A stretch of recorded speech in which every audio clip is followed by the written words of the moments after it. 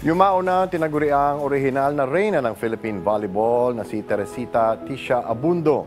Nagawa niya pang masaksihan ang prime days ng Pinay volleyball player sa kasalukuyang panahon, bagay na sanay naranasan di umano nila noong araw. Narito ang pahayag ng isa sa kanyang mga malapit na kaibigan sa ulat ni Kea Asuncion.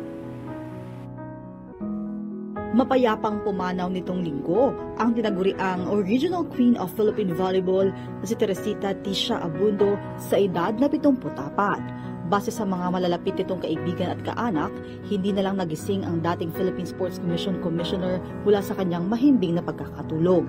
Malaki ang naging ambag ni Abundo sa mundo ng Philippine sports at naparangalan rin ni Pangulong Ferdinand Marcos Sr. ng Presidential Award bilang Most Outstanding Female Volleyball Player noong 1969. Naging miyembro rin si Abundo ng dalawang magkasunod na edisyon ng Asian Games noong 1966 at 1970. Nakasali rin si Abundo sa Universidad sa Japan at Asian Zonal Volleyball Championships dito sa Manila noong 1967. Ayon sa isa sa mga pinakamalalapit niyang kaibigan na si retired basketball player Emerito Legaspi, si Abundo na ang masasabi niyang pinakamagaling na volleyball player noong araw. Si Tisha matangkad eh.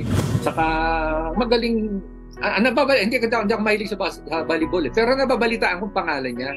Well known siya sa UE pagdating sa volleyball. So ang inaan niya, sana kung naging player lang siya ngayon, siguro marami na siyang pera. Sabi niya gano'n.